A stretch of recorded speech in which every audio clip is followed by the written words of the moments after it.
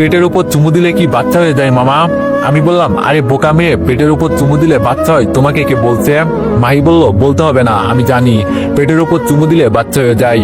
আমি বললাম, মামুনি তুমি এখনো অনেক ছোট, এইসব বিষয় তুমি বুঝবে না কেমন? আর তোমাকে কি কেউ বলছে যে পেটের উপর চুমু দিলে বাচ্চা হয়ে যায়? মাহি বলল, বলতে হবে কেন মামা, আমি তো জানি, আর সেই দিন নিজ চোখেও দেখছি। আমি মুচকে একটা হাসি দিয়ে মায়ের কপালে একটা চুমু দিলাম। মাই ছোট ছোট হাত দিয়ে আমার দাড়িগুলো টেনে বলল, জানেন মামা? আমি বললাম, বলো। মাই বলল, আমি সেদিন দেখলাম রিফাত ভাইয়া মামির পেটের উপর চুমু দিয়ে বলছে এই পেটে আমাদের সন্তান, আমি এই বাচ্চার বাবা। আর বলল, আমাদের মনে হয় মেয়ে সন্তান হবে। আমি বললাম, বলতেই পারে, ওর বইয়ের হয়তো তোমার মতো একটা বাবু হবে। আর তুমি ওদের বাসায় কবে গেলে? খাস করে মাহি আমার গালে আস্তে করে চট দিয়ে বলল, আরে গাধা, এটা হলো তোমার বউ, মানে আমার মামি। রিফাত ভাইয়া মানে তোমার বউয়ের পেটে চুমু দিয়ে বলছিল এটা আমাদের সন্তান। মায়ের কথা শুনে আমার চোখ কপালে উঠে গেল। কি বলছে এই মেয়ে? আরে না, আমিও আবার এইসব চিন্তা করছি, ও হয়তো পিচ্চি মেয়ে, আর রিফাত হয়তো আমাদের বাসায় কোনো কাজের জন্য আসছিল। রিফাত হলো আমার বেস্ট ফ্রেন্ড, আর ও আমাদের বাসায় প্রায় আসে, এতে ঘাবড়ানোর কি আছে? মাহির কপালে হাত দিয়ে বললাম, মামুনি, রিফাত তো আমার বেস্ট ফ্রেন্ড, হয়তো তোমার মামির কাছে কোনো দরকারে আসছিল, তুমি হয়তো ভুল কিছু দেখছো। মাহি বলল, আরে মামা, আপনি এসব কি বলছেন? আমি ভুল দেখছি মানে? আপনি যখন অফিসে থাকেন তখন রিফাত ভাইয়া আপনার বাসায় আসে, আমি তো প্রায় সময় দেখি। আর সেই দিন রিফাত ভাইয়াকে মামির পেটে চুমু খেতে আমি দেখছি। আর মামি যখন আমাকে দেখতে পাই তখন আমাকে ডেকে নিয়ে বলে, তুমি কি দেখছো বলো তো? তখন আমি বলছি, রিফাত ভাইয়া আপনার পেটে চুমু খেলো কেন? আর আপনার পেটের ভিতরে কি বাচ্চা আছে মামি? তখন মামি বলল, তোমার মামার যেমন আমার উপর অধিকার আছে, তোমার রিফাত ভাইয়ারও আমার উপর অধিকার আছে। আর তোমার রিফাত ভাই তোমার মামার বেস্ট ফ্রেন্ড না, এজন্য আমার উপর অধিকার আছে। আর আমরা তো খেলা করছিলাম, এটাকে চুমু খেলা বলে, বুঝলে? শেষে আমাকে চকলেট দিয়ে বলল আমি যেন এইসব কথা কাউকে না বলি। আসলে মামা, রিফাত ভাই তো তোমার বেস্ট ফ্রেন্ড, সেই হিসাবে তো ঠিকই রিফাত ভাই আর মামির উপর অধিকার আছে, তাই না মামা? ভাইয়ের কথাগুলো এক নাগাড়ে শুনলাম। পিচ্ছে একটা মেয়ে, এই তো বয়স মাত্র 8 কি 10 হবে, আমাদের পাশের বাসায় থাকে, ওর বড় বোনকে আমি পড়াই। কিন্তু আজকে মায়ের কথা শুনে আমার বুকের এক কোণে চিনচিনে ব্যথা শুরু হয়ে গেল। নিষ্পাপ একটা মেয়ে, আর যাই বলুক, ও কখনো মিথ্যা বলবে না, নিজ চোখে যা দেখছে তাই তো বলছে ও। আর মৃত্যুর সাথে আমার 1 বছরের সম্পর্ক, ওর ভিতরে কখনো আমার জন্য ভালোবাসার কমতি ছিল না। এই 1 বছরে এতটা পরিমাণে ভালোবাসা ছিল আমার জন্য যা বলার বাইরে। আর আমিও চিন্তা করতাম একটা মেয়ে এতটা পরিমাণে কিভাবে ভালোবাসতে পারে। আর আজকে মাই এসব কি কথা বললো, আমার মাথা পুরো খারাপ হয়ে গেছে। আমার জানা মতো রিফাতেই কাজ করবে না, কারণ ওর বউ আছে, আর আমার বউকে বড় বোনের মতোই সম্মান করে। আর বিশেষ করে আমার বউ 3 মাসের প্রেগনেন্ট, আমার যে সন্তান হবে এতে আমার পরিবার সহ আমি যে কতটা খুশি হয়েছি বলার বাইরে। শরীরটা এখন আমার থরথর করে কাঁপতে লাগলো, মনের ভিতরে যে অজানা একটা ভয় ঢুকে গেল। ভাই বলল, মামা, মামা, ও মামা। ভাইয়ের কথাই হুশ আসলো আবার। মাহি বল। ভাই বলল, বললেন না তো মামা, পেটে চুমু দিলে কি বাচ্চা হয় নাকি? আমি বললাম, সেই সব পরে বলবো, আগে বল আমি অফিসে যাওয়ার কতক্ষণ পর তোর রিফাত মামা আসে? ভাই বলল, এই তো মামা, কখনো কখনো 11টা হয়তো, আবার কখনো কখনো বিকালে। কেন বলুন তো? আমি বললাম, না এমনি। শোন, এইসব কথা কাউকে কি বলছো? ভাই বলল, আরে না, আপনাকে শুধু বললাম। আচ্ছা চলেন, আপু কি জন্য ডাকছে আপনাকে? আমি বললাম, যাবো। এখন বলো, পড়া শেষ করছো তো তুমি? মাই বলল, মামা, সব পড়া শেষ, এখন শুধু আপনার জন্য অপেক্ষা করছি। আমি বললাম, আচ্ছা গিয়ে সমস্ত পড়া রিভিশন দাও, আমি আসছি কেমন? আজকে বলবে রাতে পড়াবো না, বাসায় আছি যেহেতু বিকালে তোমাদের 2 বোনকে পড়াবো। ভাই বলল, আচ্ছা মামা, আর চকলেট আনতে কিন্তু ভুলবে না। আমি বললাম, চকলেট খেতে যে টাকা লাগে ভাগ্নি, সেই টাকা কি তুমি দিবে? ভাই চোখ বড় করে বলল, তোমার কত বড় সাহস আমার কাছে টাকা চাও? আমি তাড়াতাড়ি কান ধরে বললাম, সরি, আমার ভুল হয়ে গেছে। ভাই বলল, মনে থাকে জানো। এই বলে মাহিদের দরজা দিয়ে বের হয়ে গেলাম। জানালার কাছে গিয়ে বাইরে আনমনে তাকিয়ে আছি। আচ্ছা, মাহি যা বলছে তা যদি সত্যি হয়, 1 বছরের সম্পর্ক আমাদের, আমি জানি মিতু কতটা ভালো, ওর মতো ভালো কোনো মেয়েই হয় না। আর রিফাত এতটা খারাপ না, ও আমার বেস্ট ফ্রেন্ড, আমি জানি ও আমার বউকে কতটা সম্মান করে। মাহি যেহেতু বলছে এইসব কথা, একদিন দেখি না পরীক্ষা করে। আমাদের সংসার জীবনে সন্দেহ জিনিসটা কখনোই ছিল না, কিন্তু আজকে মাহি এইসব বলার পর বুকের ভিতরে অজানা একটা ভয় হচ্ছে। আমি আজকে বাসায় আসি দেখে মিতু আমাকে রেখে বাজারে গেছে, কি জানি কি কিনতে। মেয়ে মানুষ অনেক শখ থাকে মুখটাকে না টকটক আওয়াজে ধ্যান ভাঙলো। মনে হয় মিতু এসেছে। দরজা খুলে দেখি সত্যি মিতু এসেছে। এসে আমার বুকের মাঝে জড়িয়ে ধরে বলল, আমার বাবুটা কি রাগ করছে আমার সাথে? মিতুকে ছাড়িয়ে বললাম, এতটা দেরি হলো যে আসতে? মিতু বলল, আর বলো না, বাজার থেকে বের হতে অনেক দেরি হয়েছে। আর এই নাও তোমার জন্য আইসক্রিম এনেছি। এমনি যে গরম পড়েছে না। মিতুর হাত থেকে আইসক্রিম নিয়ে বিছানার উপর বসলাম। মিতু আমার পাশে বসে আমার মুখের দিকে তাকিয়ে বলল, ওই বাবুর আব্বু, তোমার কি হয়েছে? আমি বললাম, আরে তেমন কিছু না, এমনি মন খারাপ। এটা শুনেই মিতু কান্না সুরে বলল, যেই ভালোবাসার জন্য আমি সবকিছু ত্যাগ করে তোমার কাছে চলে আসছি, একদিনও তোমার মন খারাপ হতে দিই নাই। আজকে কেন তোমার মন খারাপ? আমার চোখের দিকে তাকিয়ে বলো। হ্যাঁ, এটা সত্যি, আমরা পালিয়ে বিয়ে করছি। মিতু আমার জন্য ওর ফ্যামিলি ছেড়ে আমার কাছে চলে আসছে। এটাও সত্যি, ও আমার মন খারাপ কখনো হতে দেয় নাই। কিন্তু আজকে যে মাহি বলল, কিছুতেই বিশ্বাস হচ্ছে না এসব কথা। মিতু বলল, ওই তোমার কি হয়েছে? হ্যাঁ আমাকে বলো। আমি বললাম, তেমন কিছু না মিতু। আচ্ছা, ডাক্তারের কাছে গিয়েছিলে? মিতু আমাকে জড়িয়ে ধরে বলল, ডাক্তার বলেছে তোমার বেবি সহ আমি অনেক ভালো আছি। আমি বললাম, তাহলে তো ভালোই। আচ্ছা যাও, এখন এক কাজ করো, গিয়ে তাড়াতাড়ি রান্না করো, মাইদের বাসায় যেতে হবে, ওদের আজকে একটু আগেই পড়াবো। মিতু বলল, বলছি না তো কষ্ট করতে হবে না, আমাদের যা আছে এতেই তো আমাদের চলবে। আমি বললাম, এইসব বিষয়ে পরে কথা বলবো কেমন, এখন তুমি গিয়ে রান্না বান্না তাড়াতাড়ি করো। মিতু আমার ঠোঁটে একটা চুমু দিয়ে বলল, তুমি অপেক্ষা করো, আমি সবকিছু তৈরি করছি। মিতু বিছানা ছেড়ে চলে গেল। শুয়ে শুয়ে চিন্তা করছি, মিতুকে দেখে তো এমন মনে হয় না। তোর পিচ্ছে একটা মেয়ের কথাই আমি এত চিন্তা করছি কেন? হয়তো কোনো ভুল দেখছে, হতেও পারে। 10 মিনিট শুয়ে থাকার পর আবার মায়ের কথা মনে পড়ে গেল।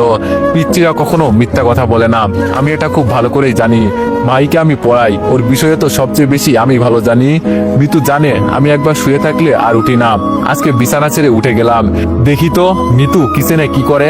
খুব সাবধানে হেঁটে হেঁটে কিচেনের কাছে গেলাম, যেন শব্দ না হয়। অল্প অল্প করে আওয়াজ আসছে কিচেন থেকে। উকি দিয়ে দেখি মিতু যেন কার সাথে কথা বলছে ফোনে। কথাগুলো ছিল এমন, হ্যাঁ আমার বেবি ভালো আছে, তোমার কোনো চিন্তা করতে হবে না। আর আজকের দিনটা আমাদের অনেক ভালো ছিল না? খুব এনজয় করলাম দুইজন মিলে। কালকে কিন্তু সময় মতো চলে আসবে, কেমন? অপেক্ষায় থাকবো। মিতুর কথা শুনে মিতুর উপর আমার সন্দেহ আরো অনেক বেড়ে গেল। আমি ভাই এক মনের মানুষ, কারোর উপর বেশি রাগ করে থাকতে পারি না। সবসময় নিজের মতোই চলি, আর এত চিন্তা ভাবনাও করি না কখনো। তবে আজকে যেন মিতুর বলা কথাগুলো মনে হচ্ছে মায়ের বলা কথাগুলোর সাথে মিলে যাচ্ছে। তাহলে কি এই সন্তান আমার না? মিতু আমাকে ধোকা দিল। এইসব চিন্তা করতে করতে মিতু চলে আসলো। আমাকে আবার বিছানার উপর শুয়ে থাকতে দেখে বলল, তুমি আসলে অনেক আলছে। একবার বিছানার উপর শুয়ে থাকলে আর মন বলে না উঠতে। এখন তাড়াতাড়ি ওঠো, আমি টেবিলে খাবার দিচ্ছি। আমি বললাম, আমি গিয়ে টেবিলে বসলাম। অন্য দিনের মতোই মিতু আমাকে খাইয়ে দিল। এটা প্রতিদিনের রুটিন, একবেলা হলেও ও আমাকে খাইয়ে দেয়।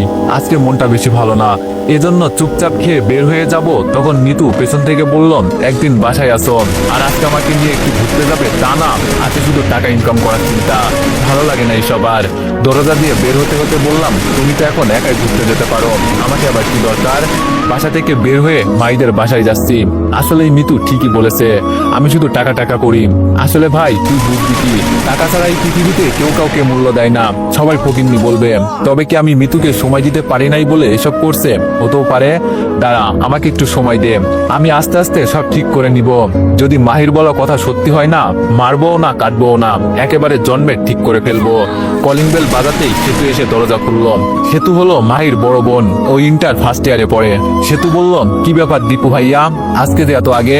আমি বললাম, এই তোমরা আমাকে কি পেয়েছো? হ্যাঁ তুমি ডাকো ভাইয়া, মাহি ডাকে মামা। ভিতর থেকে আন্টি বলে উঠলো, আমি তাহলে তোমাকে আঙ্কেল ডাকি নাকি? সাথে আঙ্কেলও বলে উঠলো, আমি তাহলে কি ডাকবো? আমি ভিতরে গিয়ে ওনাদের সামনে দাঁড়িয়ে বললাম, এই বাসার পুরো ফ্যামিলি পাগল হয়ে গেছে, এখন খুব ভালো করেই বুঝতে পারছি। আন্টি হাসি দিয়ে বলল, আমাদের সাথে তাহলে তুমি আরো বড় পাগল। আমি বললাম, আচ্ছা ভাই আমি পাগল হয়েছে, এই সেতু গিয়ে পড়া বের কর, আমি আসছি। আসলে ওদের পরিবারের সাথে আমি অনেক ফিরি, কথাবার্তা শুনে হয়তো বুঝে গেছেন। সেতু যেতেই আন্টি আমার দিকে তাকিয়ে বলে উঠলো, দিনকাল কেমন যাচ্ছে বাবা? আমি বললাম, বেশি একটা ভালো না আন্টি। আন্টি বলল, কেন বাবা, তোমার আবার কি হয়েছে? আমি বললাম, পরে একদিন বলবো, এখন গিয়ে ওদের পড়াই, নইলে আবার দুই বোন মারামারি লেগে যাবে। আঙ্কেল হাসতে হাসতে বলল, তুমি পারো ওদের সামলাতে।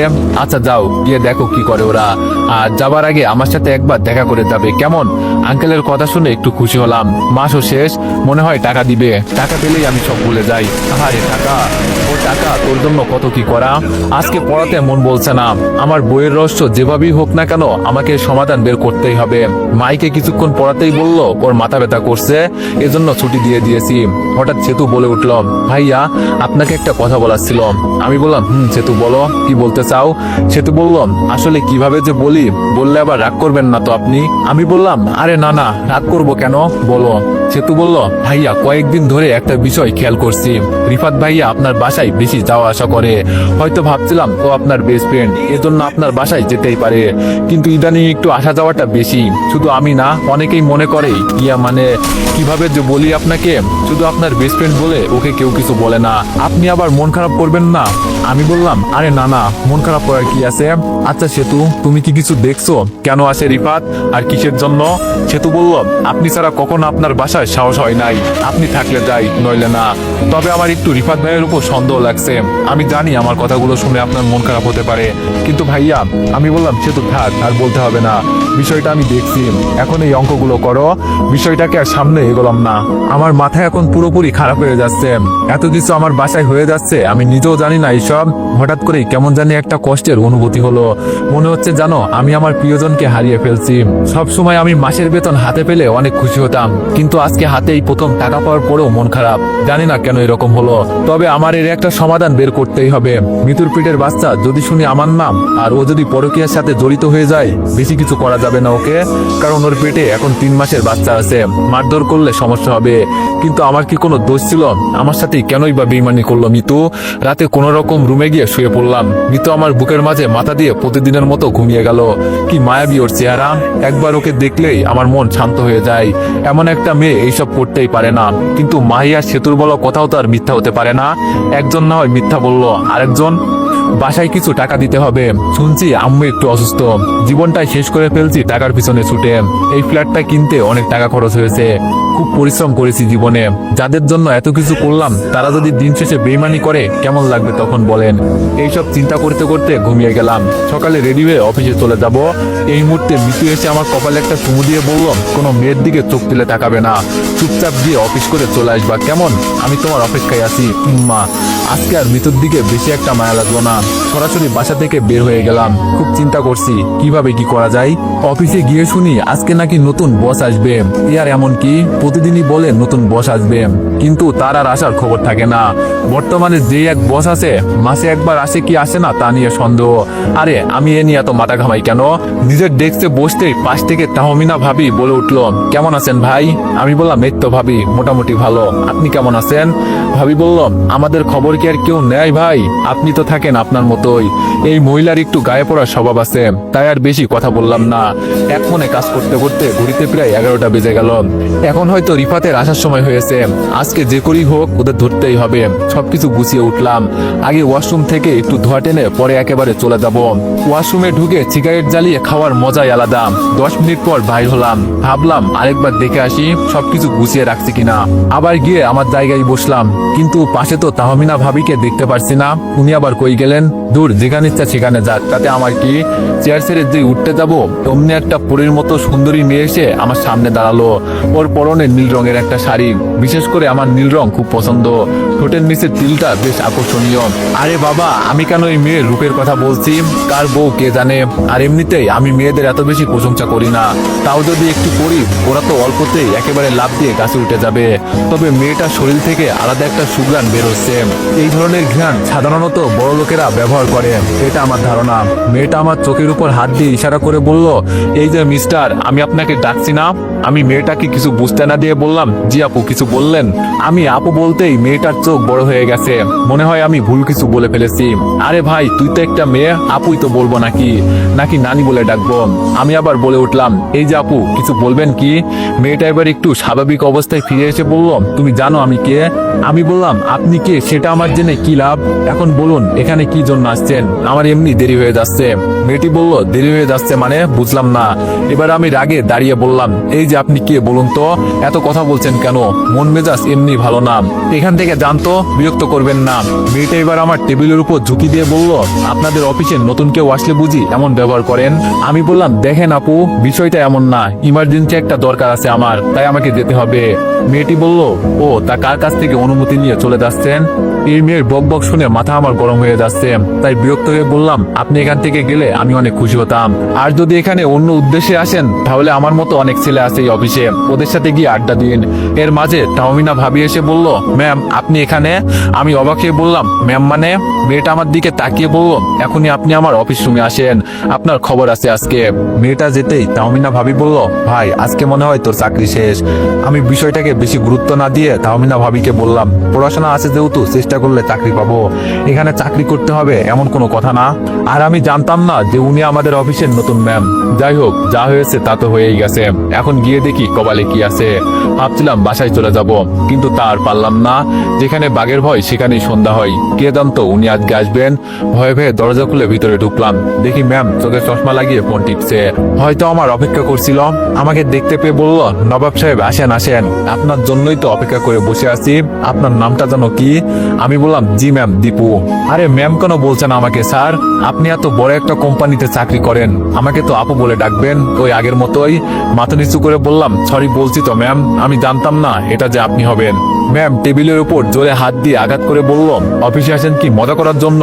যখন ইচ্ছা চলে যাবেন, এটা কি আপনার বাবার অফিস? আমি কোনো কথা বললাম না, চুপচাপ দাঁড়িয়ে আছি, এক বইয়ের চিন্তায় বাঁচি না। এর মাঝে আরেক বিপদ এসে হাজির, ভালো লাগে না আর এইসব। ম্যাম আবার বলে উঠলেন, আজকে থেকে আপনার চাকরি নাই, এখন অন্য জায়গায় গিয়ে চাকরি দেখতে পারেন। এরকম মানুষ আমার কোম্পানিতে আমি রাখবো না। না জানি কাজ না করে কতদিন বসে বসে বেতন নিয়েছেন। এটা শুনেই মেজাজ আমার হট হয়ে গেল, গলা থেকে টাইটা সরিয়ে বললাম, তোর বাপের চাকরি তুই কর শালি, এই চাকরি তোরে আমি দিয়ে গেলাম, এছাড়া আর কি বলবো বলেন? এমনি টেনশনে বাঁচি না, এর মাঝে আবার বলে চাকরি নাই। মাথাটা পুরোপুরি গরম হয়ে গেছে আজকে।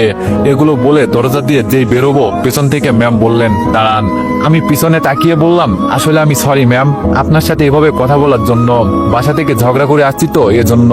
আর সমস্যা নেই, চাকরি থেকে বের করতে হবে না, আমি নিজেই চলে যাচ্ছি। আসলে ওনাকে বকা আমার ঠিক হয় নাই, কার রাগ দিয়ে কার উপর মিটিয়ে দিলাম। যতই হোক উনি আমাদের অফিসের বস। এর মাঝেই ম্যাম বলে উঠলেন, আমি তোরে এজন্য ডাকি নাই বিয়াদব, তোদের মতো ফালতু ছেলেকে কে যে এইসব চাকরি দেয় বুঝি না। আরেকবার যদি এই অফিসের আশেপাশে দেখি না, পা ভেঙে ফেলবো। মনটা চাইছে অনেক কিছু বলতে, কিন্তু আর বললাম না। ওরা টাকাওয়ালা মানুষ, যা ইচ্ছা তাই করতে পারবে। তবে আমার খারাপ ব্যবহার করা উচিত হয় নাই, এছাড়া কি করব বলেন? এমনি মাথা আমার খারাপ হয়ে আছে। অফিস থেকে বের হতে হতে শুনলাম কে জানি বলছে, আমাদের নতুন ম্যাম অনেক ভালো আছে, তার ব্যবহার খুব ভালো, আর বিশেষ করে উনি কাউকে বকা দেয় না, খুব সুন্দর ভদ্রভাবে কথা বলে। মনে মনে বললাম, তাহলে আমার সাথে এমন করলো কেন? হয়তো আমি আগে ওনাকে রাগিয়ে দিয়েছি। নতুন ম্যাম আসতে না আসতেই আমার চাকরি শেষ হয়ে গেল। ও মোর কপাল। দিনকাল খারাপ গেলে যেমন হয় আর কি। অফিস থেকে বের হয়ে একটা খোলা মাঠে গিয়ে বসলাম, আগে মনটাকে একটু শান্ত করি, পরে বাসায় যাব। এই প্রচন্ড রোদ্রের মাঝে বসে আছি, অনেকেই হয়তো আমাকে পাগল বলতে পারে, তবে এখানে বসে আছি শুধু শরীরে রাতটা কন্ট্রোল করার জন্য। হালকা হালকা হাওয়া আসছে। কিছুক্ষণ পর উঠে যেই চলে যাব, তখন পিচ্ছে একটা মেয়ে ফুলের তোড়া নিয়ে এসে বলল, ভাইয়া এই ফুলগুলো নেন না, বাসায় গিয়ে ভাবিকে দিবেন, বেশি না আমাকে 50 টাকা দিলেই হবে। মেয়েটাকে দেখে একটু মায়া লেগে গেল, মুখটা ঘেমে একাকার হয়ে গেছে, তাও এই রোদ্রের মাঝে ঘোরাঘুরি করছে কয়েকটা টাকার আশায়। মেয়েটাকে বললাম, চলো ওইদিকে গিয়ে বসি, তারপর তোমার সব ফুলগুলো আমি কিনে নিব। ভালো একটা জায়গায় গিয়ে বসলাম, আশেপাশে অনেক মানুষ গার্লফ্রেন্ড বয়ফ্রেন্ড নিয়ে বসে আছে, এদের কথা বলে আর গল্পটা নোংরা করতে চায় না। পিচ্চি মেয়েটাকে প্রশ্ন করলাম, কি করলে টেনশন কমে যাবে বলতে পারবে তুমি? পিচ্চি আমার কথায় উত্তর দিয়ে বলল, সবকিছু মিলিয়ে একটা মানুষ হয় জানেন ভাইয়া, একটা মানুষের ভিতরে বিবেক বুদ্ধি সবকিছু আছে, আর টেনশন আছে বলেই তো সে সবকিছু সফল করতে পারছে। কিভাবে টাকা ইনকাম করবে, কিভাবে পরিবারকে সুখে রাখবে, সেই টেনশনই তো তার ভিতরে থাকবে, এটাই তো স্বাভাবিক। যেমন আমার টেনশন, আমি আমার বাবা মাকে কিভাবে সুখে রাখবো। এই তো এজন্য রাস্তায় রাস্তায় ফুল বিক্রি করে তাদের মুখে 2 মুঠো ভাত জোগাড় করি। তবে টেনশন নাই কাদের জানেন? যাদের পরিবার বলতে কিছু নাই। সত্যি পিচ্চির কথা শুনে মনটা ভরে গেল। খুব সুন্দর করে সাজিয়ে গুছিয়ে মেয়েটা কথা বলতে পারে। পকেট থেকে 500 টাকার একটা নোট হাতে দিয়ে একটা ফুল নিয়ে বললাম, এগুলো রেখে দাও তুমি। মেয়েটি বলল, কিন্তু ভাইয়া। আমি বললাম, আরেকদিন আমাকে ফ্রিতে ফুল দিয়ে দিবে, তাহলেই তো হয়ে যাবে। মেয়েটি বলল, দেখতে দেখতে মেয়েটি টাকা নিয়ে চলে গেল। আস্তে করে উঠে বাড়ির দিকে রওনা দিলাম। তবে আজকে যত বাসার কাছে যাচ্ছি ততই যেন আমার বুকের ভয়টা বেড়ে যাচ্ছে। বুঝলাম না কেন এমন হচ্ছে। বাসার কাছে গিয়ে দেখি অনেক মানুষ জড়ো হয়ে আছে আমার বাসার সামনে। সেহেতু দূর থেকে আমাকে দেখতে পেয়ে আমার কাছে এসে বলল, আমি কি বলছিলাম ভাইয়া মনে আছে? আজকে দেখেন রিফাত ভাইয়া আর আমার ভাবি মানে আপনার বউ পরকিয়া করতে গিয়ে ধরা পড়েছে। অনেকগুলো ফোন দিয়েছি আপনাকে, একটাও তো ধরলেন না। সেতুর কথা শুনে এখন সত্যি সত্যি আমার চারপাশের পরিবেশটা ঘুরতে লাগলো। যে আমাকে এতটা পরিমাণে ভালোবাসে সে আজকে এই কাজ করলো, মেনে নিতে পারছে না কোনোভাবেই। খুব কষ্ট হচ্ছে এগুলো দেখে। আমাকে দেখতে পেয়ে অনেকেই বলছে স্বামী বাইরে চাকরি করে আর এই সুযোগে বউ ঘরের ভিতরে নোংরামি করে। চিচি, এমন বউ থাকাচ্ছে না থাকাই ভালো। এরা সমাজটাকে ধ্বংস করতে চাইছে। ভিতরে গিয়ে দেখি রিফাত আর আমার বউ নিচে একসাথে বসে আছে। মৃত্যু শরীরের কাপড় উল্টাপাল্টা হয়ে আছে। মাথার রক্তটা যেন কিছুক্ষণের জন্য গরম হয়ে গেল। কি করব এখন এদের ভেবে পাচ্ছি না। মিতু আমাকে দেখতে পেয়ে আমার পায়ের উপর পড়ে গিয়ে বলল, ওগো আমাকে মাফ করে দাও, আমি যে অনেক বড় ভুল করে ফেলেছি। আমি তোমাকে ঠকিয়েছি, আমি না বুঝে এইসব করে ফেলেছি। আর জীবনে এইসব হবে না, মাফ করে দাও। পা দিয়ে লাথি দিলে ওর পেটের বাচ্চার এখন সমস্যা হবে, তাই আমি পিছনে সরে গেলাম। ভাইয়ের বাবা আমার কাছে এসে বলল, পুলিশ ডাকবো বাবা? আমি বললাম, না আঙ্কেল, তা করতে হবে না, সবাইকে বলুন এখান থেকে চলে যেতে। পাশ থেকে এক মুরব্বী বলল, চলে যাবে মানে? আমরা এর সুস্থ বিচার দেখতে চাই। এভাবে ওদের রেখে গেলে ওরা আরো সুযোগ পাবে। মুরব্বীর দিকে তাকিয়ে বললাম, দেখুন চাচা, আমি চাইলে ওকে মারতে পারি, কিন্তু 3 মাসে প্রেগনেন্ট, তাই আমি ওর উচিত শিক্ষা দিব। চিন্তা করবেন না, সবাই তো দেখে যেতে চান, অপেক্ষা করুন। আমার মতো এক ইয়াং ছেলে বলল, সে তোমার বউ, তুমি দেখবে, ওকে তো ছাড়বো না আমরা। ওই সবাই শালাকে ধর। এটা বলতেই রিফাতকে টেনে নিয়ে মারতে মারতে আত্মরা করে ফেলছে। জনগণের মার বুঝেনি তো কেমন মারবে। মৃত্যু শুধু মাথা নিচু করে কান্না করছে। আমি আরো আগেই কাজীকে কল করেছি এখানে আসতে। এই মেয়েকে নিয়ে আমার পক্ষে আর সংসার করা সম্ভব না। আর দেখতে দেখতে কাজী সাহেবও চলে আসছে। কাজে আসতে বললাম, ওদের বিয়ে পড়ানো শুরু করুন। এটা বলতেই মৃত্যু জোরে চিৎকার দিয়ে কান্না করে বললাম, ওগো আমার ভুল হয়েছে, আমাকে মাফ করে দাও। এমন শাস্তি আমাকে আর দিও না, আমি তোমাকে ছাড়া থাকতে পারবো না। এটা বলতেই মৃত্যু আমার কাছে এসে আমার চোখের উপর চোখ রেখে বলল, আমার চোখের দিকে তাকিয়ে বলো, আমাকে মাফ করোনি। বলছি তো আমি অনেক বড় ভুল করে ফেলেছি। শরীরে যতটা শক্তি ছিল সবটা দিয়ে একটা চড় দিয়ে বললাম, খালি ভুল করে বলিস আবার ভুল হয়ে গেছে।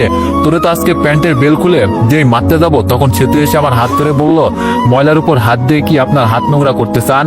ও তো নষ্ট একটা মেয়ে, এগুলো করে বেড়ানো ওর স্বভাব। কাজী সাহেব আপনি আপনার কাজ করুন। হঠাৎ কে জানি বলল, এই বিয়ে হবে না, আর হতেও পারে না। তাকিয়ে দেখি রিফাতের বউ সরাসরি আমার পায়ে পড়ে বলল, ভাইয়া এই বিয়ে দিয়ে আমার জীবনটাকে নষ্ট করবেন না। আমি জানি ও কত বড় ভুল করেছে, কিন্তু আমার ঘরে এখন সতীন গেলে আমার অবস্থা অনেক খারাপ হয়ে যাবে। আমি ওর বিচার করব, এগুলো আমার উপর ছেড়ে দেন।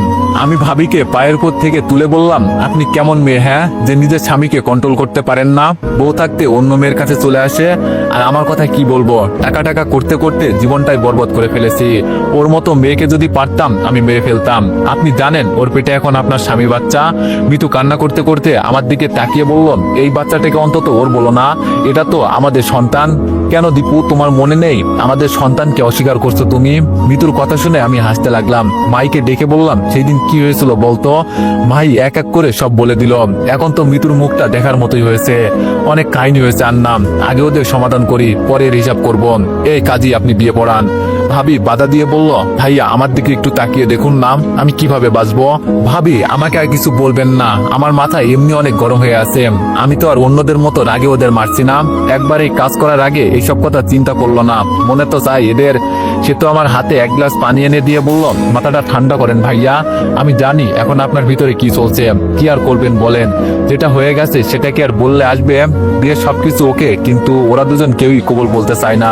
একটা ছেলেকে ইশারা করে বললাম, যাও কবুল বলার জন্য যা ইচ্ছা তাই করো। ছেলেটা আমার কথা মতো তাই করলো। রিফাত তো এমনি আত্মারা হয়ে আছে, ওর মুখ ধরতেই ভয়ে ভয়ে কবুল বলে ফেললাম। ছেলেটা ফিরে এসে বলল, আপনার বউয়ের কাছে আপনি যান, আমি এইসব নোংরা মেয়েদের গায়ে হাত দিব না। আমি মিতুর সামনে গিয়ে বললাম, খুব শীঘ্রই তোরে আমি ডিভোর্স দিব। আমার কাছে ভালো সেজে গোপনে গোপনে তোরে মনটা চাইছে মেরে ফেলি। এখন ভালোই ভালোই কবুলটা বলে ফেল, তোর উপর হাত তুলতে আমার বাধ্য করিস না। মিতু বলল, প্লিজ তুমি এমনটা করতে পারো না, আমি না জেনে অনেক বড় ভুল করে ফেলেছি। এখানে আমার কোনো দোষ ছিল না, সব তোমার বন্ধুর। আমি বললাম তোর কথা শেষ হয়েছে, এখন আর কিছু শুনতে চাই না, কবুল বলতে বলছি বল, নইলে এখন কিন্তু। মিতু বলল একবার।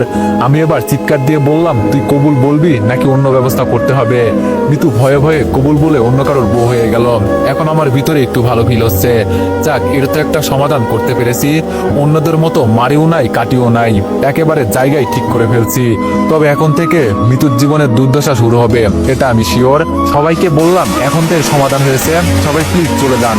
যেতে যেতে একটা ছেলে বলল ওদের মেরে ফেলা উচিত ছিল, নইলে আবার কোন দিন কার সাথে কি করে বসে ঠিক নেই। এখন রুমে আসি আমি, মিতু, রিফাত আর ওর বউ সহ সেতুর পরিবার। এখন একটু ওকে জিজ্ঞেস করব আমার সাথে কেন এমন করলো। হঠাৎ করে আঙ্কেল আমার দিকে তাকিয়ে বলল বাবা এখন তুমি তাহলে কি করবে। আমি বললাম আঙ্কেল এখান থেকে কাউকে যেতে দিবেন না, আমি একটু মিতুর সাথে আলাদা করে কথা বলবো, কয়েক মিনিট অপেক্ষা করুন। সেতু বলল ভাইয়া বুঝলাম না আপনি কি করতে চাইছেন। এত কিছু হয়ে যাওয়ার পরেও মুচকে এসে বললাম তেমন কিছু না সেতু, ওকে একটু জিজ্ঞেস করব আমার সাথে কেন এমন করলো। মিতু আমার দিকে অসহায় হয়ে তাকিয়ে আছে। আমি মিতুকে হাত দিয়ে ইশারা করে বললাম রুমে যেতে। যেতে যেতে রিফাতকে বললাম তুই আমার বেস্ট ফ্রেন্ড হয়ে আমার সাথে এমন করবি আমি জানতাম না। তুই আমাকে সরাসরি বলতি, আমি নিজে ওর সাথে তোর বিয়ে দিয়ে দিতাম। তবে এটাই শুধু বলবো ভালো থাকিস, আর কিছু বলার নেই আমার। আর কিছু বললাম না, রুমে গিয়ে সরাসরি দরজা বন্ধ করে দিলাম। দরজা বন্ধ করে মিতুর দিকে তাকাতেই মিতু আমার পায়ের উপর হুমড়ি খেয়ে পড়ে গেল। দুই হাত দিয়ে আমার পা ধরে আছে। মেজাজ আমার কতক্ষণ ঠিক থাকে বলেন। দিলাম জোরে পা দিয়ে এক লাথি। চোখ লাল করে বললাম আমার খেয়ে আমার বাসায় থেকে এইসব করিস, তা এখন বল কতদিন ধরে এইসব চলছে। মিতু কান্না করতে করতে বলল বিশ্বাস করো এখানে আমার কোনো দোষ ছিল না, সব তোমার বেস্ট ফ্রেন্ডের সাজানো নাটক।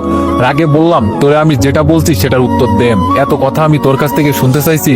মিতু বলল তুমি আমাকে কি দিয়েছো হ্যাঁ, একটু ভালোবাসার জন্য আমি কি না করি নাই। সারাদিন শুধু টাকা টাকা করো, আমি কি চাই সেটা একবার চিন্তা করেছো। আমার মন যেটা বলছে আমি সেটা করছি। এত বকবক না করে আমাকে রাখার হলে রাখো, নইলে ডিভোর্স দিয়ে দাও। মিতুর কথা শুনে কিছুক্ষণ চুপ থাকলাম। আনমনে বলে উঠলাম যার জন্য এত কিছু করলাম আজকে সে বলে আমার জন্য কি করেছো। আজীবন টাকা টাকা করে গেলাম কেন, ভবিষ্যতের জন্য, যেন আমার ছেলে মেয়ে সুখে থাকতে পারে। কি বলবো, তোর মতো যে একটা মেয়ে আমার বউ ছিল এটা আমার ভাবতেই ঘৃণা হয়। মন কি যে বলে জানিস, তোরে মেরে আমি জেলে যাই, বুঝবি একদিন। এখন সময় আমার খারাপ তাই কিছু বললাম না। হঠাৎ দরজায় টুকাই কথা বলা বন্ধ করলাম। বাইরে বলে আসছি যেন বিরক্ত না করে। এখন আবার কি হলো, দরজা খুলতেই দেখি বাইরে পুলিশ সহ একজন উকিল দাঁড়িয়ে আছে। রিফাতের বউ পিছন থেকে বিলিয়ন রুপি হাসি দিয়ে বলল এই তোর কি মনে হয় রিফাত আমার কথা না শুনে এইসব করছে। আমি বলছি দেখেই ও তোর বউয়ের সাথে এইসব করছে। আর বিশেষ করে এখানে আমাদের তিনজনের চিন্তা ভাবনা ছিল কিভাবে তোর এই ফ্ল্যাটটা আমাদের নামে করব। আজকে সেই সময় এসেছে। আমার ভাই এই থানার ওসি আর সাথে উকিল নিয়ে আসছে, সব কাগজে সাইন করে দে, নইলে কি যে করব ভালো করেই তো জানিস। আঙ্কেলের দিকে তাকাতেই ইশারা করে বলল বাবা আমাকে মাফ করে দিও, আমি তোমার জন্য কিছুই করতে পারলাম না। বুঝতে পারছি এখানে আঙ্কেলের কিছু করার নেই, সবাইকে আটকে রাখছে পুলিশ। রিফাত আমার গালে একটা চড় দিয়ে বলল ছালা আমাকে বেস্ট ফ্রেন্ড বলিস, তোর সেই যোগ্যতা আছে, এখন তুই এই বাসাটা আমার নামে লিখে দিবি আর আমরা সুখে শান্তিতে সংসার করব। শেষমেশ মিতুর দিকে তাকালাম, কিন্তু ওকে দেখে বোঝা যাচ্ছে ও কতটা খুশি হয়েছে। দিন নাই রাত নাই এত পরিশ্রম করে এই বাসাটা কিনেছি, আজকে নিজের আপনজনের বেইমানির কারণে এই বাসাটা অন্য কারোর নামে লিখে দিতে হবে। কপাল খারাপ আমার। এর মাঝে উকিল এসে একটা কাগজ আমার সামনে ধরে বলল এখানে একটা সাইন করেন। দরজায় তাকিয়ে দেখি দরজার কাছে একজন পুলিশ দাঁড়িয়ে আছে, যেন আমরা কেউ বাইরে যেতে না পারি। ভাবছিলাম এখান থেকে দৌড়ে পালিয়ে চলে যাব, কিন্তু সেই পথটাও বন্ধ। বিশেষ করে এখানে আমার জন্য আঙ্কেল আন্টি অপমানিত হচ্ছে, তাই কোনো কিছু না ভেবে কাঁপা কাঁপা হাতে কলমটা নিলাম। কলমটা নেওয়ার সাথে সাথে চোখ থেকে এক ফোঁটা জল গড়িয়ে পড়লো। এতদিনের পরিশ্রম একটা সাইনের কারণে সব শেষ। সাইন করে দেওয়ার পর শুধু বললাম কাকে কি বলবো, আমার অর্ধাঙ্গিনী আমার সাথে বেইমানি করেছে, কারোর উপর আমার আর কোনো অভিযোগ নেই। শুধু বললাম দিন শেষে যেন বেইমানগুলো ভালো থাকে, আর যেন এমন বেইমানগুলোর সাথে দেখা না হয়। আঙ্কেল আন্টিদের সাথে বাইরে যেতে যেতে সেতু বললাম ভাইয়া আমাদের কিছু করার ছিল না, মাফ করেন। হঠাৎ করে পুলিশ এসে গেল, আমাদের বাইরেতেও দেয়নি, নইলে বাবা হয়তো কিছু করতে পারতো। আমি বললাম আরে না বাদ দাও, আমার কপালে এইসব লেখা ছিল, এই জন্য হয়েছে, কাউকে আমি দই দিই না, এত কষ্টের টাকা আমার সব জ্বলে গেল। আঙ্কেল আমার হাত ধরে বলল মন খারাপ করো না বাবা, সব ঠিক হয়ে যাবে। সেতুদের বাসার ভিতরে গিয়ে সোফায় বসলাম, সবাই ভিতরে চলে গেল, শুধু আঙ্কেল বসে আছে। আঙ্কেল বলল তা বাবা এখন তুমি তাহলে কি করবে। আমি বললাম কি আর করবো আঙ্কেল, দেশের বাইরে গিয়ে কয়েকদিন একদিন বেরিয়ে আসবো, তারপর চাকরি খোঁজাখুঁজি করব, সব তো চলেই গেল। আঙ্কেল বলল, কেন বাবা, তোমার চাকরির কি হয়েছে? আমি বললাম, আজকে সকালে নতুন বস এসেছে, ওই একটু ঝগড়া হয়েছিল, আমি জানতাম না উনি আমাদের নতুন বস, একটু কথা কাটাকাটি হয়েছে, এজন্য চাকরি চলে গেছে। আঙ্কেল বলল, ও কি বলবো বাবা, বলার ভাষা খুঁজে পাচ্ছি না, তোমাকে কিছু বলে সান্ত্বনা দিতে পারবো না। আমি বললাম, না আঙ্কেল, শহরটা এখন আমার কাছে নিষ্ঠুর হয়ে গেছে। আন্টি এসে আঙ্কেলকে কি জানি একটা ইশারা করে বলল, আমি তেমন কিছু বুঝতে পারলাম না। কিছুক্ষণ চুপ থাকার পর আঙ্কেল বলে উঠলো, বাবা তোমাকে আমি একটা কথা বলতে চাই। আমি বললাম, বলেন আঙ্কেল। আঙ্কেল বলল, দেখো বাবা, তোমার সাথে আজকে যা কিছু হয়েছে সব ভুলে যাও, এমন কিছু হয়ে যাবে যে আমি নিজেও কল্পনা করতে পারি নাই। আমার বড় মেয়ে এই বিষয়ে আমাকে আরো আগেই বলেছিল, কিন্তু আমি বিশ্বাস করি নাই, মনে করছি তোমার বেস্ট ফ্রেন্ড হয় এজন্য আসে। তবে আজকে একটা ছেলে কিভাবে দেখে ফেলছিল এজন্য সব ধরা পড়েছে। মন খারাপ করে বললাম, থাক আঙ্কেল, এইসব কথা বলে আর মন খারাপ করবেন না, যা হয়েছে তা হয়ে গেছে, বাদ দেন। আপনি কি বলতে চান বলে ফেলুন। আঙ্কেল বলল, দেখো বাবা, তুমি বলতে পারো আমি তোমার দুর্বলতার সুযোগ নিচ্ছি, কিন্তু আমার এমন কোনো মন মানসিকতা নেই। অনেক আগে থেকেই তুমি আমাদের মেয়েকে পড়াও, কতটা যে তুমি আমাদের সবার কাছে ভালো বলার বাইরে। এই সময়ে তোমার এইসব বলা ঠিক হবে না জেনেও বলছি, নইলে তো তুমি আবার চলে যাবে বাড়িতে, তাই বাধ্য হয়ে বলছি। আমি বললাম, কোনো সমস্যা নেই আঙ্কেল, আপনি বলেন। আঙ্কেল বলল, তুমি তো জানো আমার কোনো ছেলে নাই, তোমাকে আমি ছেলের মতোই দেখি। আমি চাইছি তোমার সাথে আমার বড় মেয়েকে বিয়ে দিতে, একটা জামাইও পেয়ে গেলাম, সাথে একজন ছেলে হয়ে গেল আমার। আঙ্কেলের কথা শুনে এবার আমি বোবা হয়ে গেছি, কি সব বলছে উনি, ওনার কি মাথা খারাপ হয়ে গেল যে আমার স্টুডেন্টকে তাকে বিয়ে করার কথা বলছে? না ভাই, এখন মনে হচ্ছে আমার পুরো মাথাটা ধরে গেছে। তো এভরিওয়ান, নেক্সট পার্টের জন্য সবাই একটু বেশি বেশি কমেন্ট আর একটু বেশি বেশি কপি লিঙ্ক করে দিও। ধন্যবাদ।